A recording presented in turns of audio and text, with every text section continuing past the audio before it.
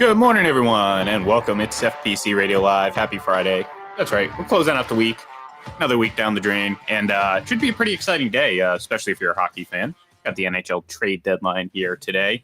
And, of course, we are in the NFL world anticipating the start of the new league year next week. So a lot going on this weekend. I'm pretty excited. And, John, don't forget, move your clocks ahead, spring ahead, right? That's what we're doing this weekend?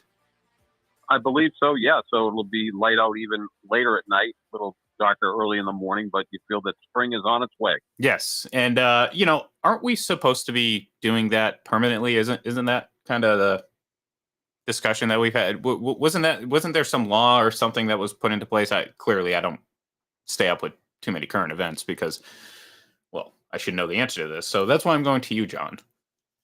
Well, the House passed it, and now the Senate has to Right. pass it. And since nothing gets done easily in Washington, we might all be dead by the time they get this signed into law. There was actually some rumor out there when Charlie Baker was governor of Massachusetts that he wanted to put us in the Atlantic time zone, which would make us an hour earlier, which would certainly be interesting because then it would stay light out later because then we'd be the back end of the Atlantic time zone. That's why, like, if you ever see Detroit Tiger games in the summer, it's like still light out at 9 o'clock because they're the very back end of the Eastern time zone. So that would have been pretty cool. But we're at the front end of the Atlantic time zone now that I have everybody confused and giving everybody because you know what? I'm actually like Detroit where I am because we might be I don't know geographically we might not be on the same latitude. See, longitude, long, across, latitude, up and down. See? That's how I remember it. Mm-hmm. But we're not on the same latitude, but we're pretty close. Because I think if you get up into the Panhandle, at some point you cross over into that central time zone. So, which is I don't know. It's like, what do you do? I mean, what if you're right on the line, John?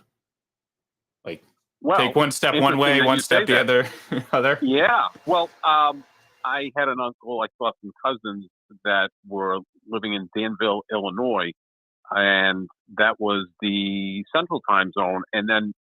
But they were right on the border of Indiana, and we had dinner reservations at a restaurant in Indiana.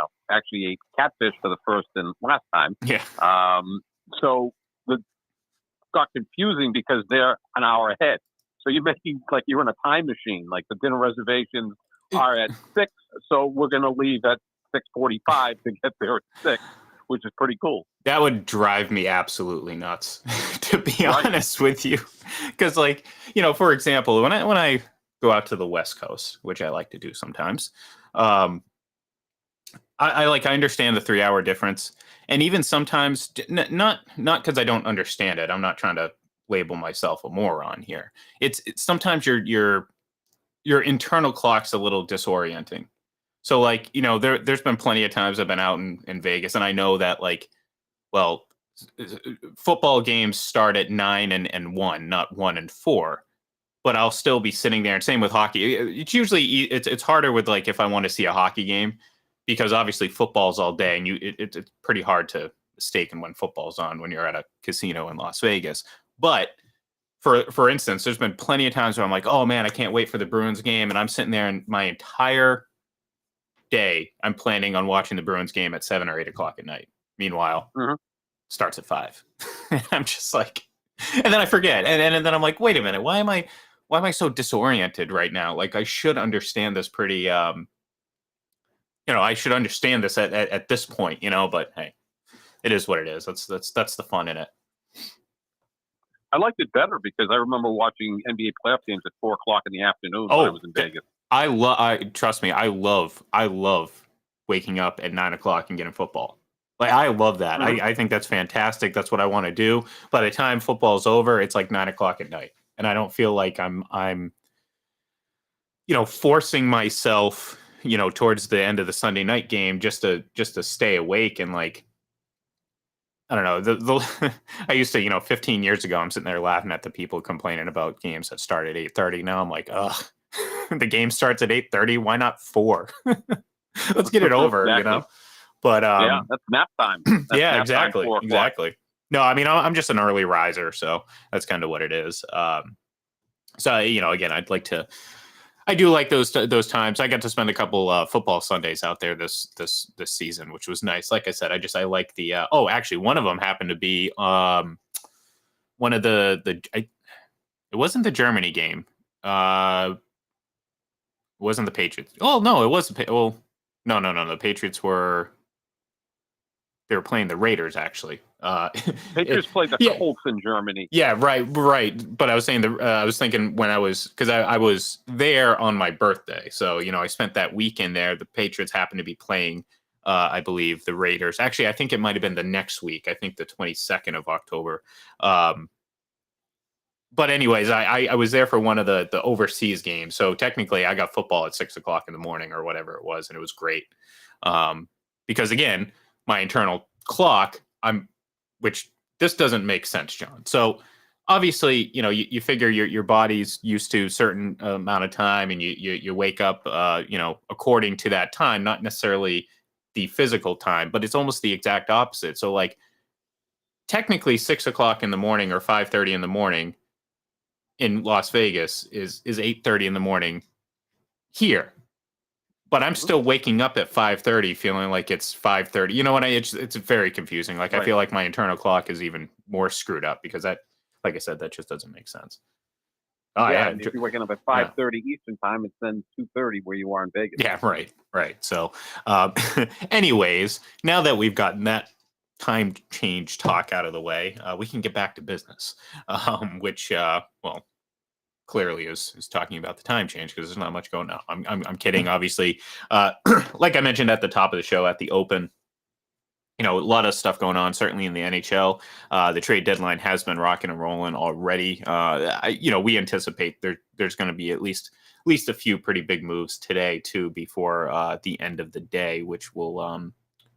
It's always, we talked about this, I think last week or maybe a couple weeks ago, kind of the trade deadlines in the certain sports and how it's kind of, hockey's always been sort of exciting. They've always had, player movements always been pretty common in the NHL. Obviously football has in recent years picked up, which I think we're seeing, it wasn't that long ago, John, that the trade deadline would come and go, and you'd maybe see an exchange of draft picks, but player movement rarely happened. And I feel like it was only in the last, like, say, 15 years that, it just became more normal because now we expect it in the NFL, which, again, like I said before, it was not so commonplace. Yeah, I think the NHL trade deadline is now the best trade deadline because it comes later in the season. Yeah. It's only, 5 weeks left in the regular season. So teams are really fine-tuning their rosters for the stretch run. Teams are out of it now, so they're going to try to trade players that are going to be unrestricted free agents once the offseason comes. So if they can even get back some draft capital, they're going to do it. Contending teams are looking to upgrade. Basketball's trade deadline is a month earlier, and there's still a lot of time left. And then when you expand the playoffs to 10 teams, and I know 4 of the 10 are technically play-in teams, but they still, to me, are called playoff teams because now it's kind of a one-and-done situation. Right. I think the NBA should move the trade deadline to late February, so maybe you'd get more action. Baseball, occasionally you'll see a big trade. That used to be bigger. That used to be huge. Oh, and there was a time growing up. Just look at the Red Sox. They, trading Nomar Garciaparra at the trade deadline in 2004 was monumental. Growing up as a kid, it used to be June 15th. Yeah. Oh, wow. Absurd. Yeah. Yeah, it was so early. But, they continually moved it back to now July 31st, and then you can still make trades in August, and there's some sort of technicalities you have to jump through. Football, I wish they moved it back a couple weeks to, maybe week 10 or 11. Because now with 7 teams making the playoffs, if you're 5-5 at that point, you might say we're still in playoff contention. We're not going to move some pieces. I wish the Patriots had moved some pieces last year. They were clearly out of playoff contention. Maybe you get a 3rd-round pick for Josh Uche or a 2nd-round pick for Kyle Duggar or something. I don't know, something along those lines. I would have done that because they were clearly out of contention by the time the trade deadline. Yeah, but those are guys that you want when you're looking at this team and trying to rebuild it. So I think, certainly given what their draft is, I think they're going to have plenty of draft capital as it is. But yeah, Braden, real quick, he says, thank God Vegas wasn't the one that got Jake Gensel. He actually went to Carolina.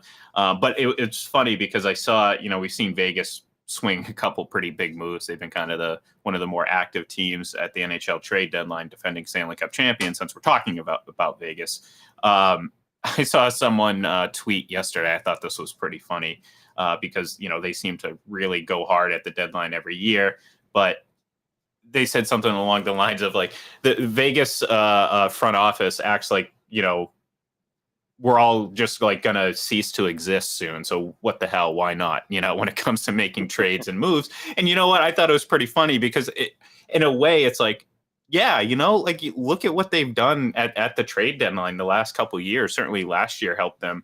And now, you bring in a couple studs, I guess you can call it, at the deadline. And, like I said, you're looking at a team that could potentially go back to back. We just had a back to back champion in the NFL, so why not the NHL, John? We haven't had that since. Was it Pittsburgh, or am I just complete? Pittsburgh, yeah, Pittsburgh in 08 and 09, right? Yeah. Oh no, yeah, no, that's right. No, because 12 and 14, but the Blackhawks in 13, and then Pittsburgh later with Crosby won it in 16 and 17, I believe. Oh yeah, right. Okay, that's what I was. Pittsburgh right, okay, back-to-back. Yeah, that's so. I was right. I was just thinking of the wrong. Yep. Iteration of the Penguins, but still had Crosby. Penguins but yeah, in 16 and 17. Yep, yeah. Crosby and Malkin and that great team. Yeah, but obviously in hockey, it's we've seen it. That's why, when we talk about dynasties and people bring up different sports, I always say, look, I'm not going to sit there and try to cross sport comparison dynasties because they all have different standards for different reasons. Because they have, there's different levels of success in every sport, and it's like in hockey, we've seen someone win 4 straight Stanley Cups. So that's, I mean, we've never seen a 3 straight champion in a 3-peat in the NFL, let alone a 4-peat. So, and even in basketball, it's rare. How many teams have 4-peated outside of maybe some of the early, like the Celtics and the Celtics, yeah, Minneapolis Lakers. That's it. Yeah, I mean, Jordan had 2 3-peats, but then in between he was out of the sport. The Lakers had a 3-peat with Shaq and Kobe. Even Golden State wasn't able to 3-peat because, LeBron and Kyrie Irving came back from 3 games to 1 down. Difficult to do it. There was a time, Ian, from the late 60s until the nearly late 80s, nearly a 20-year period where you wouldn't get a repeat champ in the NBA. The Celtics won back-to-back titles in 68 and 69 in the NBA. It didn't happen again till the 88 Lakers.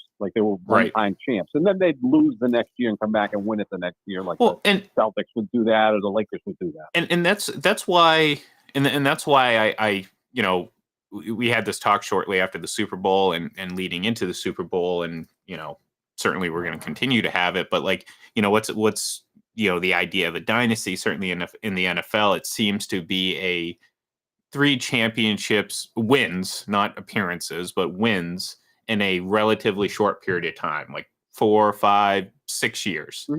And it's not necessarily required, but I think this discussion is kind of supporting why I feel like it maybe not should be, but there's a strong case that it could, but going back to back is important. And, I say that in any situation, if you want to talk about a team being a dynasty, I almost feel like you have to have that element to it because you've successfully gone and defended your title, which is not something that's easy to do in any sport. I mean, we do talk about, some teams have gone on and won 3 and 4 in other sports, but even that's rare. It's not like it happens all the time. So again, to win back to back in any capacity is impressive because it's hard to do that, John. It's hard to win. Now, I know the naysayers out there will immediately point to say, well, what happened about the Patriots' second run? Well, yes, they didn't win back to back, but again, we can have this discussion all day, every day about what is there. I've seen some people split that dynasty up into 2 different ones, and I feel like the way now looking back at it in totality, I think we can confidently say it was just that one. It's one big dynasty because of what they accomplished. Not necessarily just in the championship years, but they kind of bridge those two runs, championship runs, with some of the best stretch of regular season play you're ever going to see from a team. So it's a unique situation that's not necessarily, and obviously the common denominator is Brady Belichick. If it was a different head coach, different quarterback, or both, then we're talking it's different. Okay, then we can split it up. But those two key pieces, I think, is what helps solidify that. So when people say, oh well, those 2014, the 2018 Patriots didn't win back to back. Well, they went to 3 straight, but they're a dynasty because they had been one for a decade and a half. And I think even without the championship, I think it helps that you were 90 seconds away from being 19-0, had they not gone to a couple Super Bowls and had they had a period of time where they just, maybe they don't win the division, then I think you can sit there and say definitively that maybe they're two separate. Does that make sense? Or am I just kind of trying to convince myself here?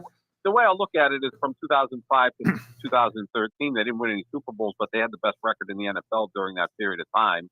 They still went to the conference championship game. And I think by a significant margin too. Right, they were always there. I mean, it wasn't like they were going 4-12 and out of the picture. I mean, they were always in contention, made the playoffs every year except 2008 without Brady. So yeah, I mean that kind of bridged two dynasties.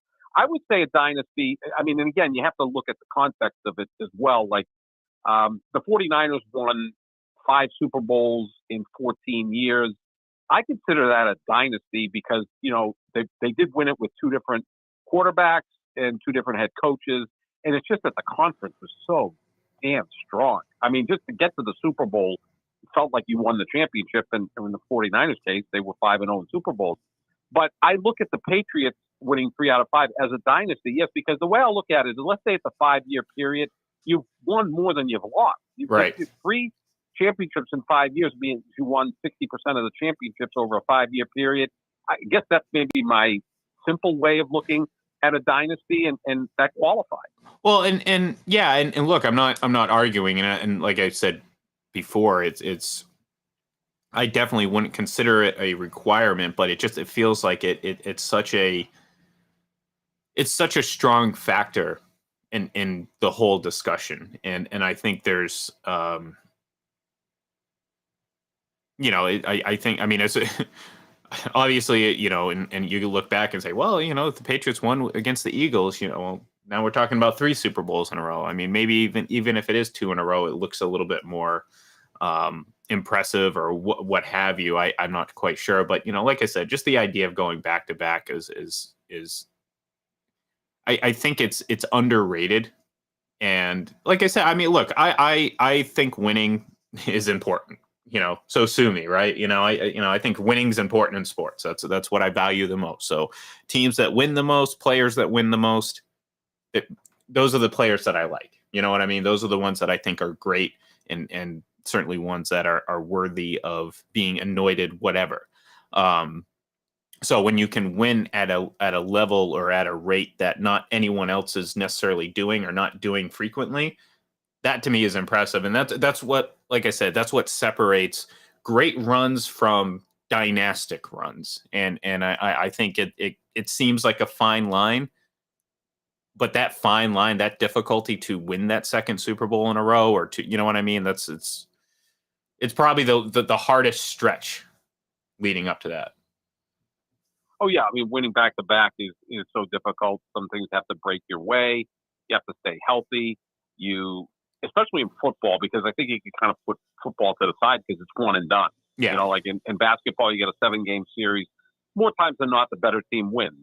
So, we've seen this throughout history. Obviously, the Celtics in the 60s, the Lakers in the 80s, the Jordan Bulls, etc. Were all the best teams, and they just proved it pretty much every spring. With football, look, the Kansas City Chiefs weren't the best team of football during the regular season, but they were in the postseason. Right. And that's what matters. But it's one and done. You have a bad day. The quarterback has a bad day. Your defense is leaky, whatever. You're done. So that makes it even more difficult. And more impressive when you do win. Very impressive. Yeah, that's why, when you talked about Brady's accomplishments and now Mahomes' accomplishments, they're incredible because on any given Sunday, not to sound cliche-ish, but, it can happen.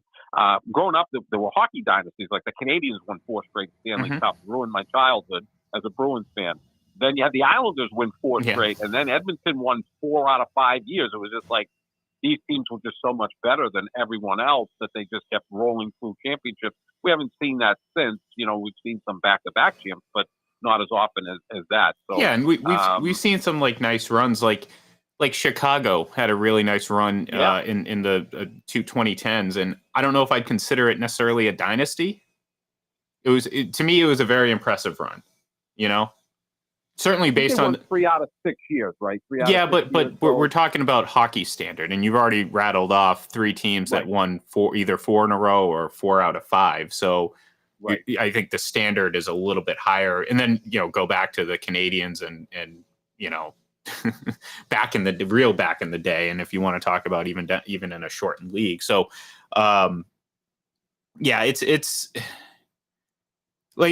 a fun discussion, no doubt about it. And I'm glad Braden brought this up because the dynasty, the documentary that's been going around has been quite the ire of Patriots fans or some Patriots fans. I don't know if it's the majority. I think it's closer to the majority than the minority for sure. I don't have any official numbers. I wasn't out polling people, but the common takeaway from this is it's not so much a celebration of the actual run for the Patriots. It's more of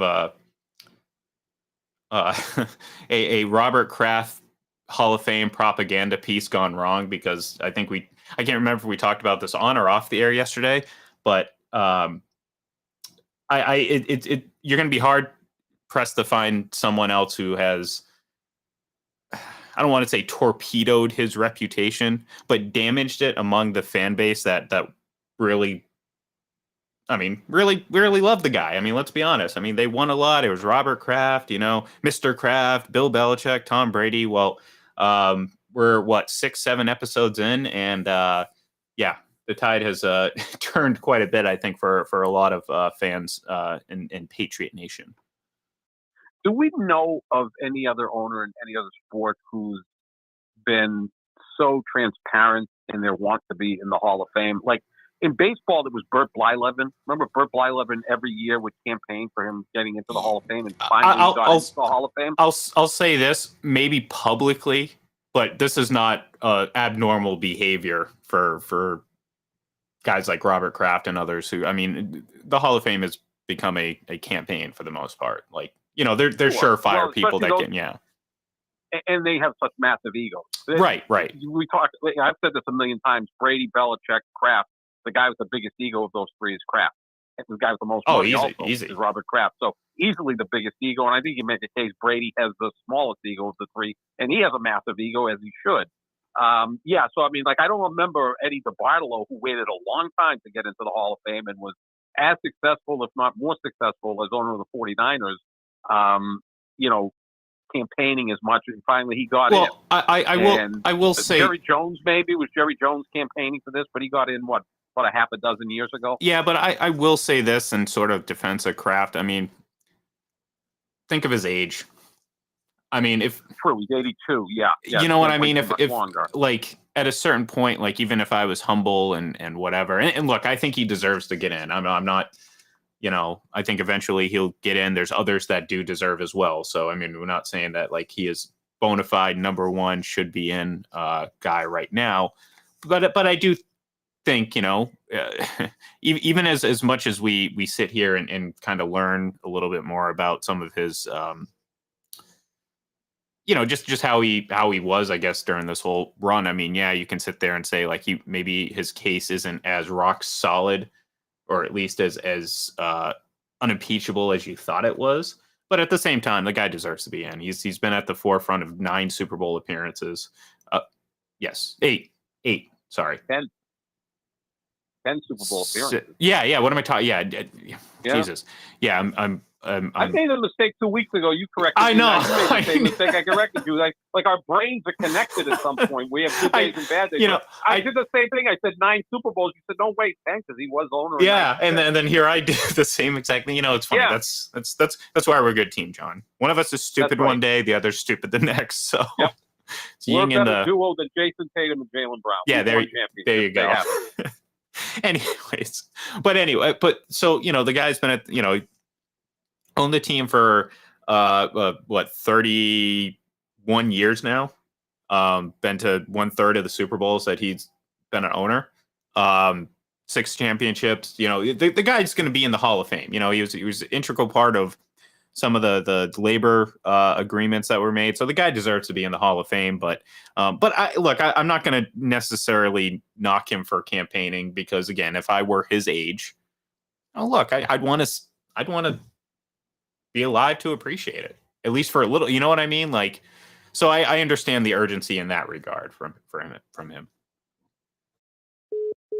Oh, well, looks like I lost John there for a minute, so I'm just going to have to ramble on here for a minute. But no, anyways, and so yeah, Braden, you bring up a great point. The general consensus is that most people are disappointed that it just wasn't a recollection of the championship run or whatever. John, I think I lost you. I think my phone was tapped. I heard some beeping on the other side, so maybe Robert and Jonathan were listening in. Yes, they were, and they're not happy with our take this morning. No, clearly not. Yeah, no, well, again, I think he belongs in the Hall of Fame because, the winning part of it is well, again, yeah, in the Hall of Fame, I would guess. I mean, that's a big part of it. And then also his role in the 2011 lockout, where he kind of got everybody together. Whether he saved the season or not, I don't know. The season He'll tell you he probably did, but Right. I mean, again, massive ego. Yeah, I saved football. But yeah, of course, I think he belongs in there. And, again, you make a great point, and he's 82 years old. Like, how much longer do you wait to put someone in who's 82? I always remember in baseball, Ron Santo was someone who I always thought deserved to be in the Hall of Fame. And, he had type 1 diabetes from a young age and, leg amputated. He was in ill health. He passed away and the Hall of Fame inducted him like a year later. Right. And they've done this a little earlier. So this guy who, by all accounts, was the classiest athlete ever. Like Ron Santo's always at the top of those lists of like the greatest, the nicest man ever to play professional sports. Like could have put him in, and he was a Hall of Famer 2 years before he died. And now he's a Hall of Famer a year after he died. So it was kind of sad in that sense. But I think eventually he'll get in. And again, this stuff a lot more than I do with the iTest podcast. But it's not necessary that an owner goes in every year. I mean, we know there's 5 contemporary players and then, some of the legacy players and then contributors. So the owners, they basically go in as contributors, correct? Right. And as we saw this year, the committee that does elect these contributors nominated Buddy Parker, but in the general vote, and this is something that doesn't happen often. So it was kind of a shock and kind of a point of tension among some of the voters. But the general group didn't confirm his nomination, which is kind of which is odd. And there's certain reasons for that and why there was some issue, but that's how it works. So you're going to have a smaller group, elect these contributors. It's a much smaller pool, and rightfully so, because as much as there is a backlog, it's not like the player backlog. How many coaches truly deserve to be in the Hall of Fame? How many owners? You know what I mean? That's why I think eventually Robert Kraft is going to get in because his resume is hard to argue against. Certainly in the aspect of, well, what do you want to do when you own a franchise? Well, you want to win. You want to be successful. You want to make money and turn what was once I think that the term laughing stock has been very overused. Yes, 1992 was an awful year for Patriots fans. But you look over the course of their history, and they've been a pretty good franchise. They've had some nice runs, division titles, but clearly not to the extent that the last 20 plus years were, and not too many teams have. So, you take that into account, what he was around for that, where the franchise is now versus where it was when certainly when Brady first took over. I remember, hey, Foxborough Stadium, and you know what was out behind there between early October to the end of October? Spooky World. Remember that, John? Spooky That's World. right, yeah. They'd set up in the back parking lot because it was just a bunch of trees and a parking lot. So now it's, it's still a bunch of trees in a parking lot, but in between all that, it's a massive complex with shopping and centered around Gillette Stadium. So anyways, real quick though, before we go, I did want to bring this up because your guy, Aaron Rodgers, was talking recently, and he says, John, you would like to play 2 to 4 more years. Now, I'm going to sit here and say now, and look, I could be proven wrong, and you can, point it out to me if I am, but I put that at 0% chance of happening. 0. Like, I just don't, and it's not so much even the injury here. Like, I mean, that's a factor. I think that's made me more confident that I'm going to be right in this situation. But look, I think the Jets are going to break them. Like, the organization, the history of failure, like, they're going to be better next year. But you know what, John? At the end of the day, it's going to be just the same old Jets. And I don't think he can endure 2 to 4 more years of it. Let's be honest. So you're thinking that he may just tap out mentally more so. Well, I think that's going to be a factor, but I do think physically he is going to be much more limited, more so now because of the injury. I said yesterday, I thought, him and Brady had a down year in 2022. We talked about it last year. There were concerns going into this season. Mm-hmm. Like, okay, let's see if that was just, it could have just been just a down year. Statistically, it happens. We've seen it. But at the same time, it's like, well, let's see what happens. Well, what happened was 4 plays in, he blew out his Achilles. So how is that going to give me more confidence that he's somehow going to overcome that? I don't. Actually, I have less confidence. So there's questions about his ability coming into the season pre-Achilles tear, and now even more so post-Achilles tear. So I think a combination of, like, look, I mean, if Tom Brady went to Tampa Bay and it was an utter failure and they went 4-12, do you think he plays 3 more years? Well, it depends on how he played, but obviously if he played pretty well, they weren't going to go 4-12. Yeah, I mean, at some point the play dips. The player maybe doesn't have the fire that he had before. Like, I always felt that Brady was going to retire once the fire went out, which I think kind of happened in 2022. It had some things going on off the field as well as on the field. And at that point, he was almost like, I've given you everything I have. I'm ready to move on. Right. Probably still part of him that wants to still play, but he realizes that it's time to move on. It's go into broadcasting, build his businesses, or take a month off and sail the Mediterranean if you want. Well, and he's got that type of ability. Well, I think that's selfish. Okay. What about my feelings, John? I know. Well, what about my feelings? Mediterranean and chase him down and who says I'm not? By the way, we're going to take a week off from the show. I'm not going to tell you why, but I'll be gone. But with Rodgers, it could also be a thing where he tapped out mentally and says, I'm just not what I used to be, and I don't want to embarrass myself. I mean, the 2 years he could possibly play. Let's see what he is this year. So that's on the low end, obviously. Yeah. I can't see him playing another 4 years, maybe 2 years. Does a year off, does it help him in terms of, he wasn't hit at all last year, the body rejuvenates? Maybe the Achilles, he's saying the Achilles is stronger than ever because, that's the way he thinks and speaks. But, we'll have to see what it's like. The thing with Rodgers and the Jets, it's like it wouldn't take much for him to be the best quarterback in that franchise since, I don't know, Joe Namath. Like a solid Aaron Rodgers season is better than anything else they've seen in the last 50 years. Right. So, it's not like he's replacing Brett Favre nearly 20 years ago. This is a different animal. And like, think And Braden, again, Brad brings up another good point, although you might want to check the spelling of mentally. I think you added an extra A there. It's the editor in me. I gotta point that out. I do it all the time, so don't worry about it. I make, just look at some of my tweets. It's frustrating when I go back like 2 hours later. I'm like, I should have just checked because I can edit it in the first like 30 minutes or whatever. But he brings up a great point. It's like the dynamic of Robert Saleh. Is he the coach that's going to bring this out of Aaron Rodgers? Like, they have no time. There's no margin for error, is what I'm trying to get at with this Jets and Rodgers marriage. Because, like I said, if it becomes if it's an utter failure this year, wouldn't the Jets not bring him? Like, they're only committed for 2 years, right? That's what the contract was.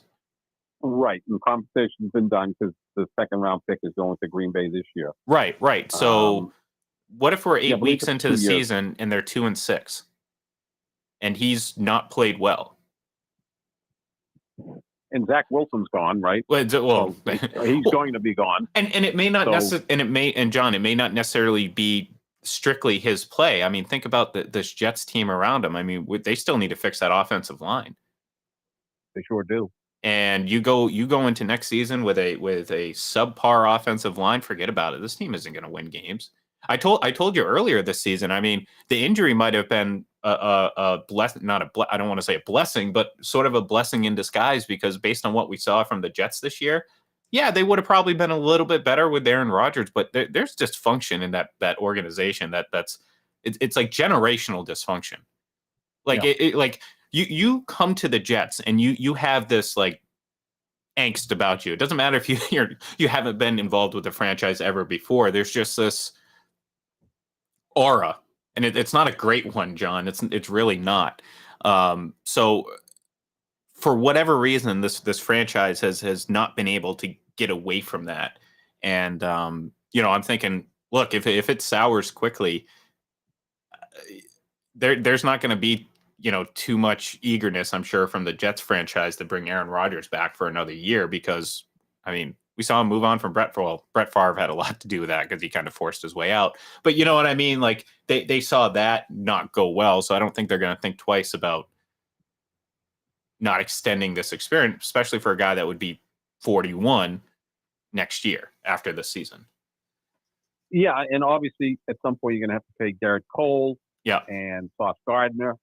Breece Hall. I mean, these are all players that are now going into the third year, so they're not far away from getting big contracts. They've already proven they can all play, especially if Garrett Cole has a competent quarterback. I mean, he can put up some real serious numbers.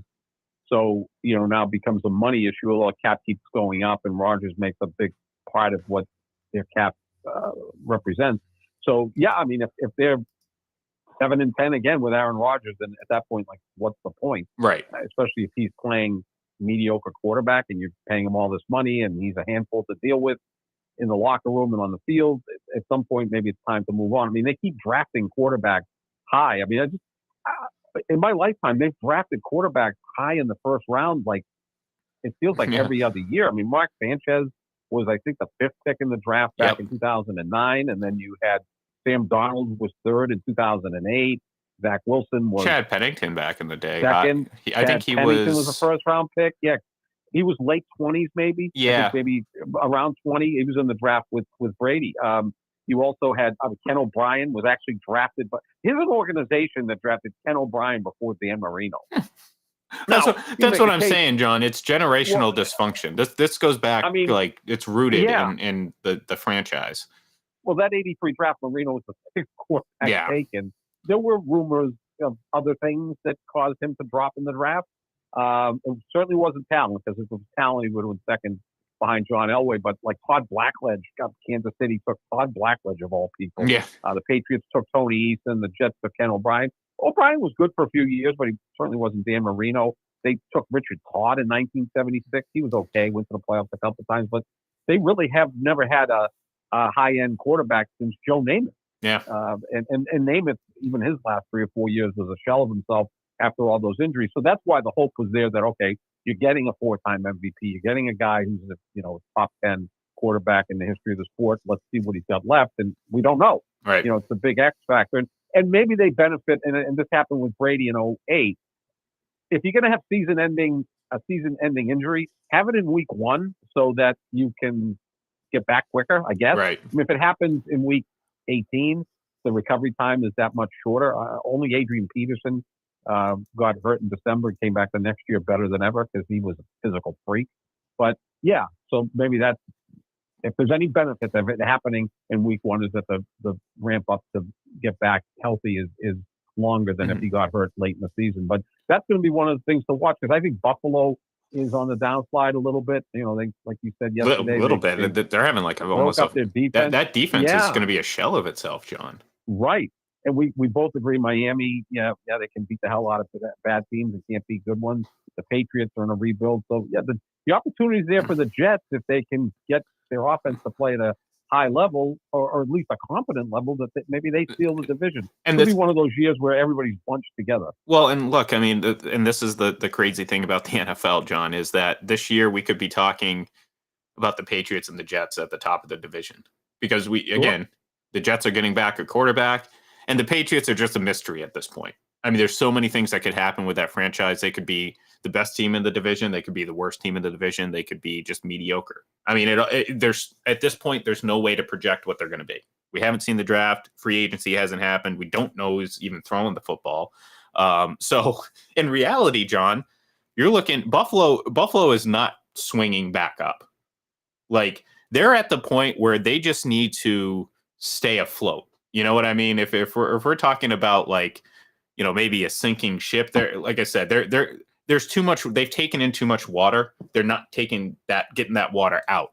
Their best hope right now is to just make sure that they're staying above water for as long as they possibly can. And like I said, I don't think it's going to be that much longer because we're seeing the repercussions of having so much cap money. You know, we talked about it when it happened. It's like, yes, you know, you go out, that was a bad contract that they gave to Von Miller. But if it paid off in that first year, you're going to be happy as a Buffalo Bills fan, and you're going to live with the repercussions. Well, guess what? It didn't pay off, and he very quickly, like 6-year contract. I figured the last 4 years would be pretty rough. I didn't think he would immediately fall off in year 2. Like 0 sacks, John. 0. 0. That's incredible. It's crazy. As many as we did.